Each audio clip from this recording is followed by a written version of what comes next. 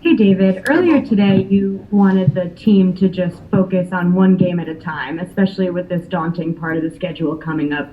What did you see from the team's focus tonight, and how crucial is just getting off on the right foot for this upcoming stretch of games? Yeah, I mean, I liked a lot about our game right from the get-go. I thought we were all dialed in. I thought we were mentally and physically ready to go. Our penalty kill stood tall again. Shesty had a good night. I thought a bunch of people stepped up tonight, and obviously you give up 2-0. You want to get out of that period up 2-0, and part of the learning curve for us is still managing when you go up 2-0 how to play a game and play the game within the game. But we just I like how hard we're defending and good sticks in the D zone, and just played a real good team tonight and got two crucial points. Next question comes from Larry Brooks with the New York Post. Larry, go ahead.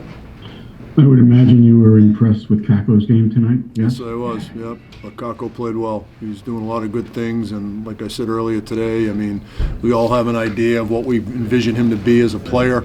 All we do is measure him from day to day, and he continues to improve and doing a lot of good things. Next question comes from Vince Mercogliano with USA Today Network. Vince, go ahead.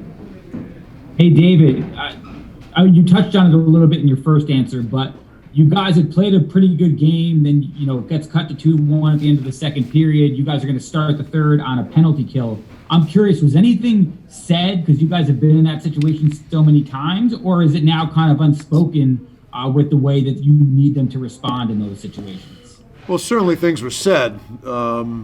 We touched on what we were going to have to do moving forward, kill the penalty, and, they were the team that was, if we killed the penalty, they're down 2-1. They're going to have to take the chances and play probably a little bit more risky hockey. And I thought we did a good job, managing the game. I thought we defended. Listen, they got a real good team. They pushed hard. They had some chances. Our goalie made some big saves, which no matter what side of it you're on, your goalie always has to make some big saves. But, we got out of that first period. I'm like, how do we only get one goal? I mean, I thought we had some glorious chances in that first and just weren't able to capitalize on them. And, that second goal was big. And we had guys step up. So, that third goal was huge, obviously. And, obviously disappointing to give up that face-off goal. But, listen, we earned the win tonight. We deserved the 2 points. Next question comes from Colin Stevenson with Newsday. Colin, go ahead.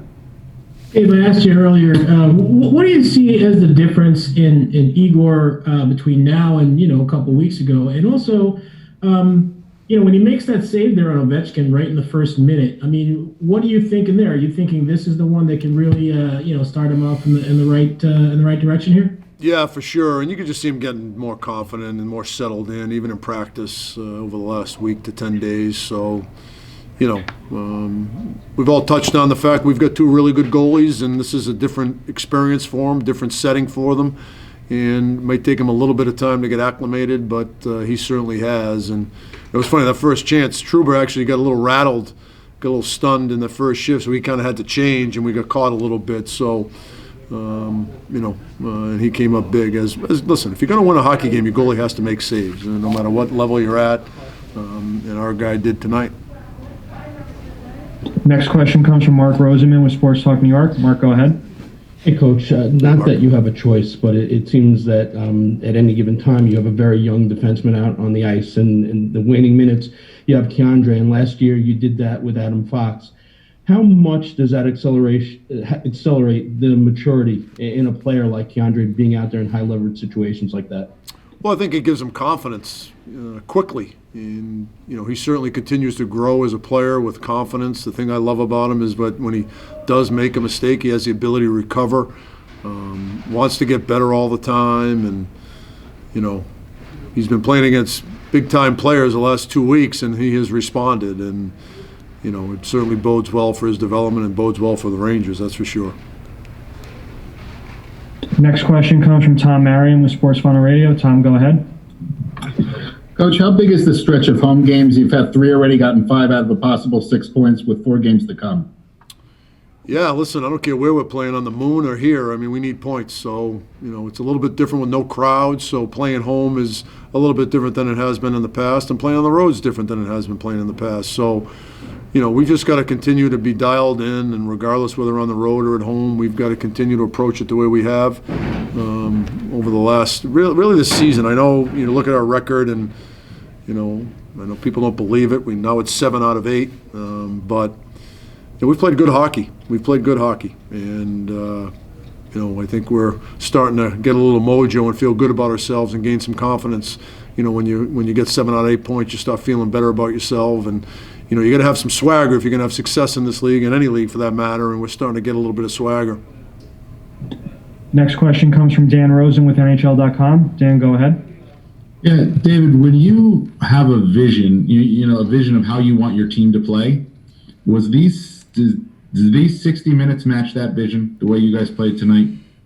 Yeah, I mean, it's certainly close. I don't think we played 60 minutes of the way we envisioned playing, but we played a majority of the minutes the way we want to play. And I just like how we competed, and, we survived some pushback from Washington. And you're going to have to play games within the game, and I thought we did a better job of that tonight. I don't think we've done a great job of that throughout the first part of throughout the season yet, but I think we're starting to learn to play the game within the game. And, like I said, the key point would be, you're up 2-0, you kill a penalty, you want to get through the last minute and a half and get out of the period 2-0, and we didn't do that. So that's another thing we've got to learn. But there are things that we did better that we hadn't done in the first 2 or 3 weeks of the season.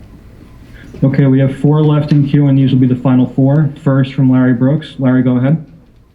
Just back to Kakko, can you specify where you think he's made strides this year, and does this game represent what you do envision from him? Is this the kind of game you need from him? Yeah, Larry, I think he's doing a better job in his wall battles. I think he's doing a better job pressuring pucks. There's just a level of confidence, and he's playing faster. And when people hear about talk about playing faster, it's not just skating faster. It's going from play to play.